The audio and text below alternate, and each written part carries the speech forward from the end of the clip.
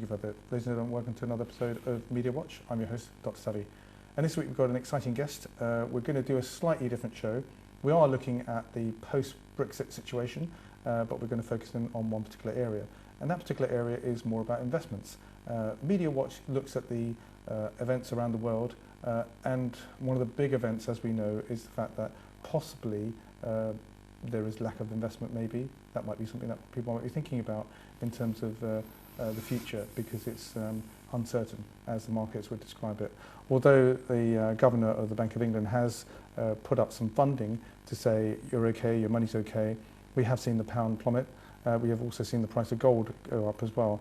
And people seem to be showing examples of places like Norway and Israel where they seem to survive, but it's a long way off to start kicking off the process for Brexit. But the implication and the, I guess, the impact on people's lives, citizenship, is currently in question. But this week we're going to focus particularly on entrepreneurship. And it's my pleasure to welcome Jatinder. Jatinder, I won't steal his thunder, and he will tell us all about the fact that he's a founder of the Sikh Entrepreneur Network. Is that what it is? It's an entrepreneur network. It's more of a website as well. That's right, yeah. So Jatinder, welcome to the show. Tell us all about all the exciting work that you've been doing, and what was your inspiration behind creating this incredible website that is a great resource. And I was just saying to you before we started, it's so nice to see somebody put up role models, if that was your original kind of aim for it. Yeah, definitely. I mean, what happened was, as I got more involved in entrepreneurship, there's loads of role models. You got Richard Branson, Lord Sugar, all these kind of guys. But when we were looking for Sikhs, there are loads out there. They are actually doing a lot of things, but we don't always know who they are or what they're up to. So we thought, why not set up something called Sikh Entrepreneur, where we profile all these different people who are actually doing something in entrepreneurship, so that we can put them on the site, showcase what they're up to, inspire people, especially the youth, to show, look, we have got loads of Sikhs out there doing good and greatness in the world. So let's just get out there and just promote in the community, and just help everyone get a message of entrepreneurship out there. I think it's really good. And I think one of the really good things, I was really kind of impressed by the amount of collateral that you have to help people. Now, I'm going to show you some of the books. These are just a sample of some of the books. Yep. And you've been co-author on some of these, haven't you? That's right, yeah. And this one here is the Inspiration Bible. Sounds quite nice, doesn't it? Yeah. Nothing religious in that. The Unseen Force Transforming Lives Worldwide. And so this is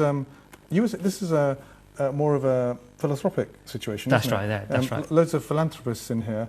And how many have you got in here? Basically, this one, we've got 365 authors from around the world who basically contribute a chapter on inspiration, life stories, adversity, things they've gone through, poems, things like that. And the idea was that, we get this book, we put it out there. If you buy it, you get two. You read one and then you share the other one with someone you feel that needs inspiration. And the whole idea was literally just to create inspiration and inspire people to possibly look at what they're up to and see how they can better themselves, and take control of their life more so than being a cause and just be an effect, but be like the cause of how they create their reality. Okay, oh, brilliant. And so let's look at this one. Now, you have, are you in this one? I am, yes. You're in this one here, aren't you? The Art and Science of Success. Right? That's right, yes. This is not an advert for all your books. It just so happens to be that you have co-authored quite a few of them as well, haven't you? Yep. So this is volume 6. I mean, you spend all your time writing. This is called Proven Strategies from Today's Leading Experts. Yep. So you, and there are, how many other authors? There's about 23 authors in that one from around the world. And so tell us a little bit about this, because it's like, there's kind of tips and hints, aren't there? Like, 8 key tips to help, move yourself forward.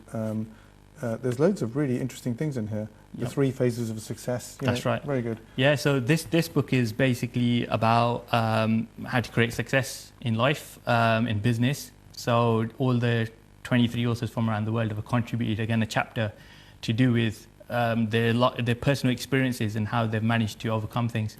My chapter in this is about reputation management, for example, about how you can manage your reputation online, and position yourself as an expert when it comes to whatever you're up to. So the thing is, it's good to be optimistic, right? But you know, if you talk to a lot of entrepreneurs, they have sadly failed in certain situations. Now, one of the popular terms that people are using in business at the moment is failing fast. You know, which is rather than spending millions and millions on an idea and suddenly you find, oh, it didn't work because you didn't advertise it enough or there wasn't enough marketing behind it. You do a proof of concept, and if it fails fast, then you haven't lost as much money as if you would have. That's right. Do you agree with that? Is that something that's... I think, yeah, definitely. There's something that can be done. I mean, one of the things when we work with people is this whole concept of niche marketing.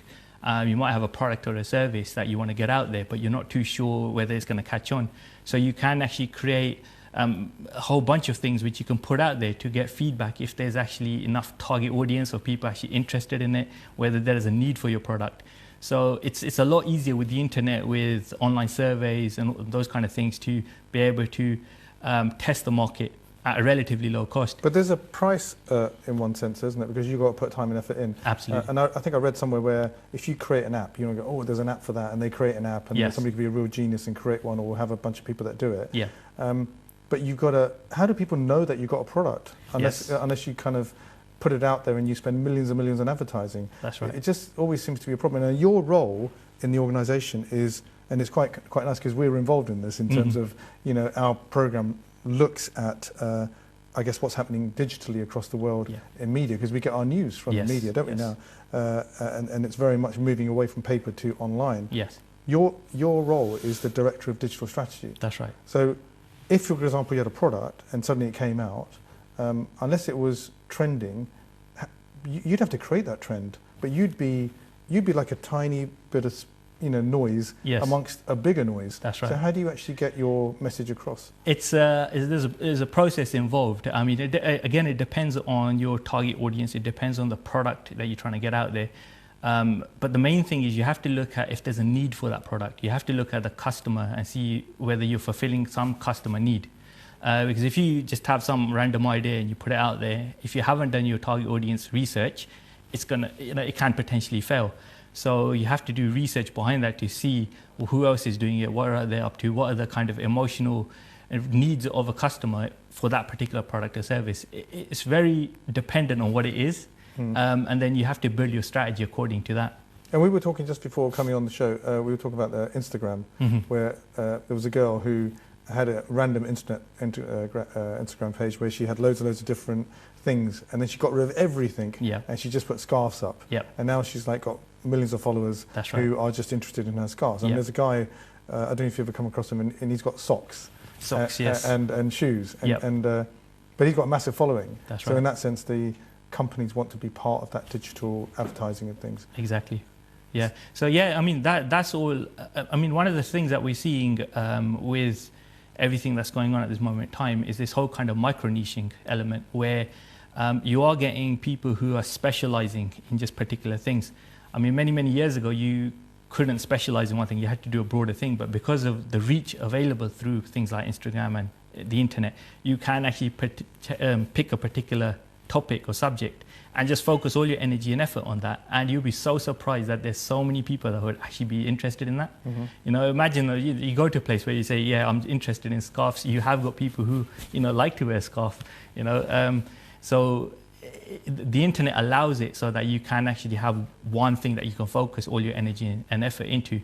And if you get it right, if you get the kind of tribe, online tribe following, depending on the numbers you've created, then you can potentially get other big companies coming on board saying, well, let's put this out there. Because they know that you've got 1 million followers. Exactly. So they want to be part of that action. That's right. That's right. Just there's an example with the Sikh street style, the guy who was creating all the T-shirts. The T-shirts he had, and like the fashion. Picked up by Samsung. That's the one, yes. Advert, Exactly. So he had something like, at the time, I think he had something like 84,000 followers on Facebook. And I think, remember, there was a billboard in the New York Times. That's right. Wasn't there? No, not New York Times, what am I talking about? It's actually in Times Square. Yes, yeah, that's right. So so like he managed to get the following, he's got online tribe, and because of that collateral, he's able to then put it out there, where these big companies come on board and say, well, he's got the reach, he's our marketing channel, so let's talk to him and get the message out there. Do you think the same is true to move it on to news and current affairs? Do you think the same is true for current affairs, that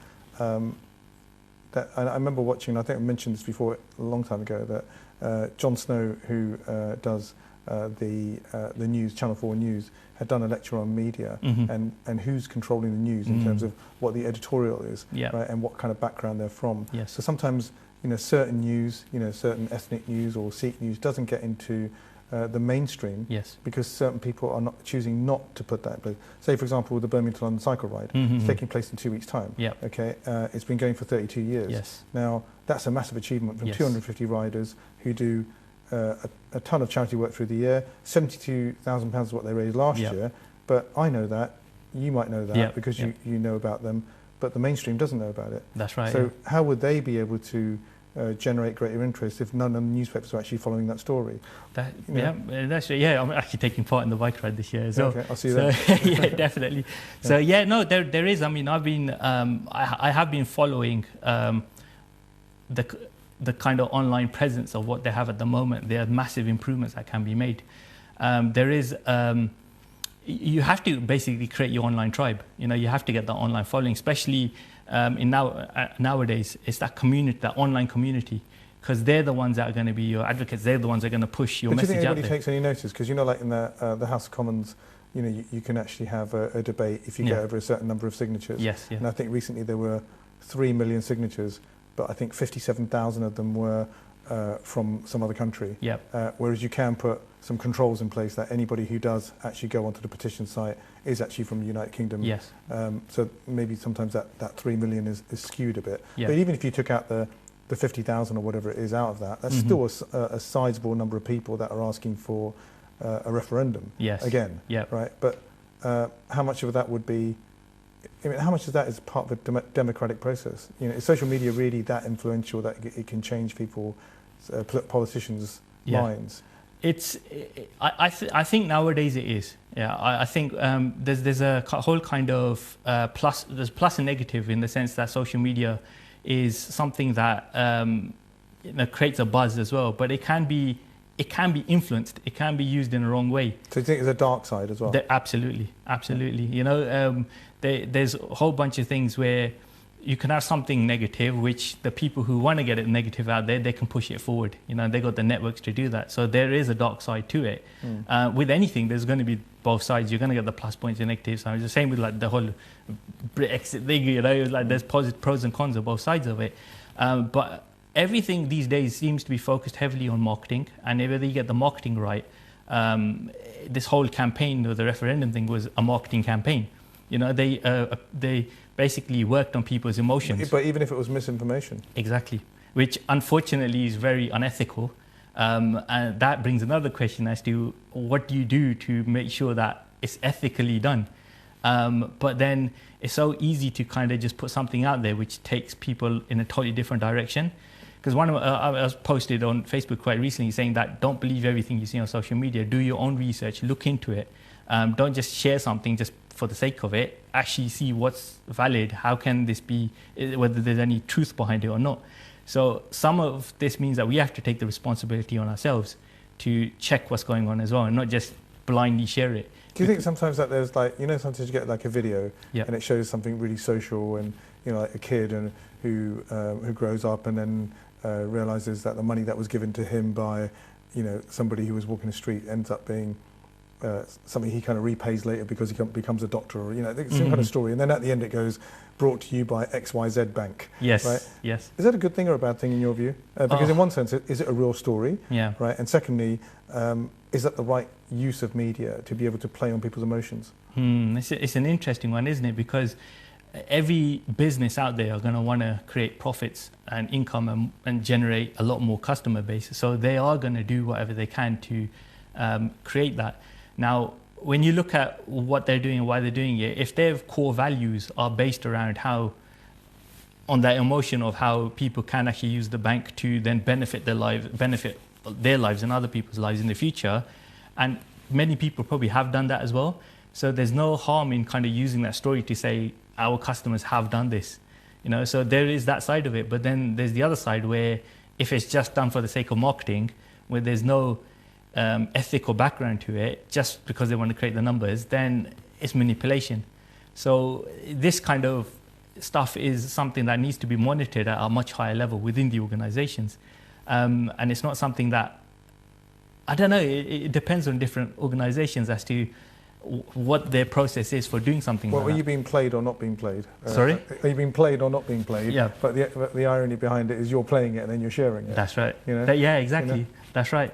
Yeah. I mean, but sometimes the message in itself is very powerful, right? So you come across it and you think, that's actually a very powerful message. You could do with that. We're going to do without having that ad at the end. Yeah. You know, it's just leave it at the message. That's right. Take the message and go. That's right. Yeah. But, and some people do that. They share stuff and say, oh, I'm not too keen on the bank, but, you know, for example, but it's a good message. So it's one of those things. It's like people are going to share something that resonates with them more, and they think that it's going to add value to other people. So that's the whole kind of premise behind creating viral messages, is to be able to share that and add value to people's lives. Do you think there's been a creation of, I mean, obviously you've got BuzzFeed, haven't you, and you've got Reddit and certain places, but there are also websites which all they do is just have content from other people. Yes. Right? Yes. And to generate dollars, I suppose, in terms of click dollars, don't they? That's right, yeah. You know, yeah. And so therefore, I guess we never realised that that would be something that we would be doing in the future. Oh, look, this is really funny. Share that. Yes, you know? Exactly.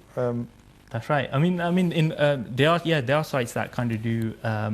They share content from other sites. Some reference them, some don't. Some even could possibly be changing the information on there. We don't always know. So it's good to check on 2 or 3 different sources when you come across something, just to see what the similarities are, or whether they're saying the same thing or not.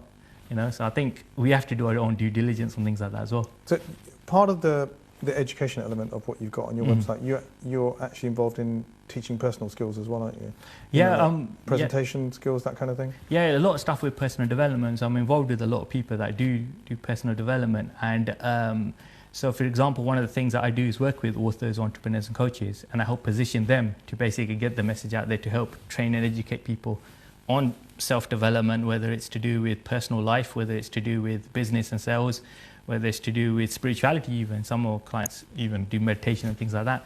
So, so there's a vast kind of different things that we're involved in. And the good thing about it is that because I work with so many different people, it's quite good to sometimes be able to then pick out certain things and say, actually, this is going to benefit this person, this is going to benefit this person, and come from that angle as well.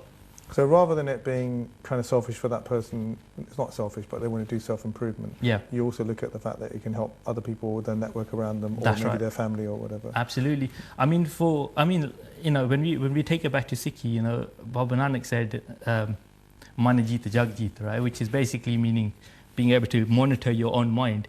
And if you understand how you work, you'll understand how others work. And for me, I've gone to different events and stuff, I learned things like that, and I've seen how much it's benefited myself. And I'm thinking more of this stuff needs to be out there, whether it's through Sikhi, whether it's through similar concepts and stuff that are out there. At the end, the message is the same, so why not share it? Just get it out there and help people. The 7 Habits themselves. for Highly Effective Managers is a quite powerful book, isn't it? Exactly. Yeah.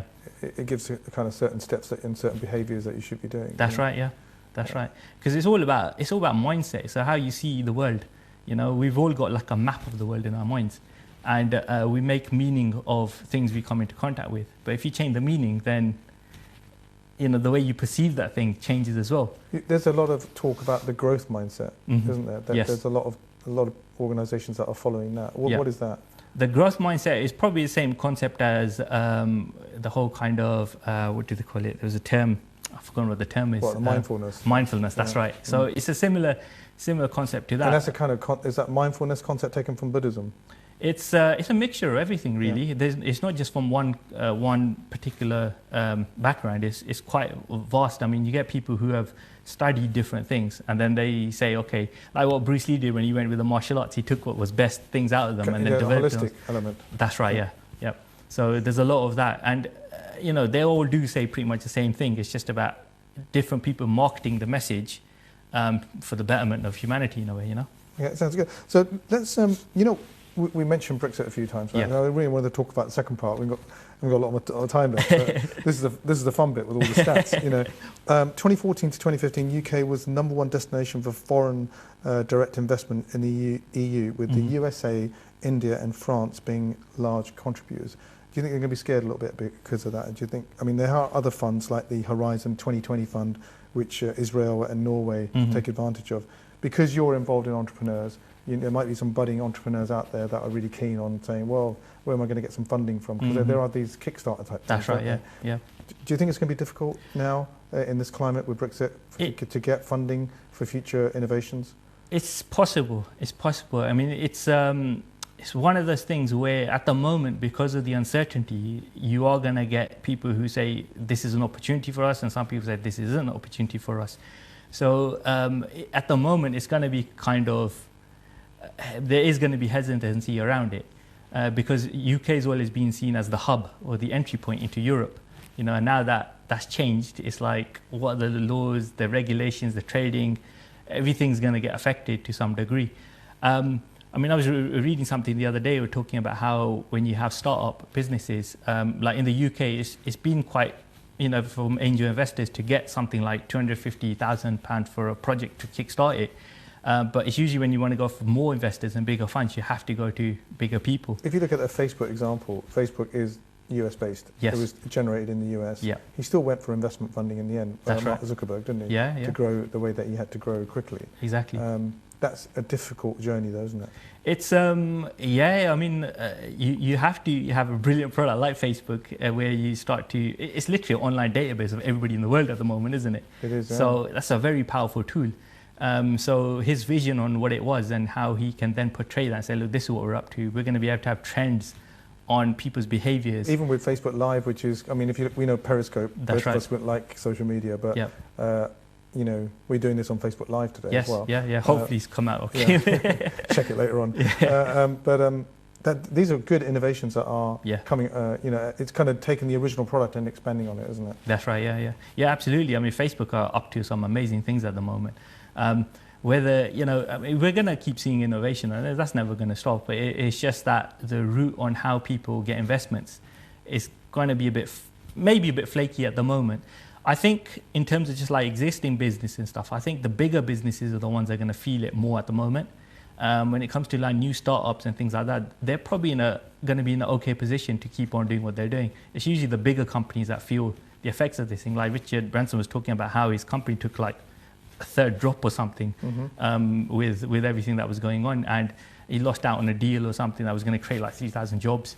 So it's usually the bigger companies which feel it hard because there's so much stuff that's going on. There's a risk that sometimes people say, because the action's not happening anymore, why don't we just move the financial base to mainland Europe rather than the UK? Because in theory, the UK was a good place to base yourself. Yep. Because it had a massive banking sector. That's right. Yeah. We're hoping that there's still enough money in the system to be able to carry that on. Yeah. You can't just turn the lights off straight away, can you? That's right. It won't happen. I mean, people got too much invested in the UK for anything like that to happen. I mean, take Singapore for example.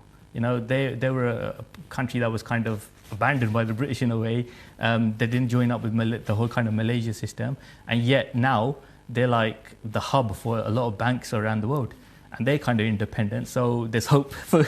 I'm sure UK could do something like that. There's hope for us. Yeah. Well, sadly we've run out of time. All right. Time flies when you're having fun. That's right. It's so good to meet you.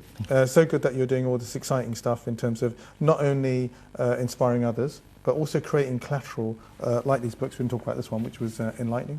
Yes, that's right. And good that you're an author as well. Maybe we could do some stuff. You never know. But it's been really special to have you on to tell us all about what you're trying to do, how you're trying to help other people, and how you're trying to inspire people, not necessarily to make money, but also help other people in their network. Absolutely. But also if they wanted to do some, philanthropic stuff, help other people across the world.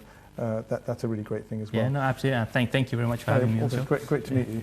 Well, that's it for this week. We hope you enjoyed the show and you had a chance to meet a wonderful chap, Jatinder, who told us all about the Seek Entrepreneur Network organisation, and we've got their website, seekentrepreneur.com, that you can go and have a look at.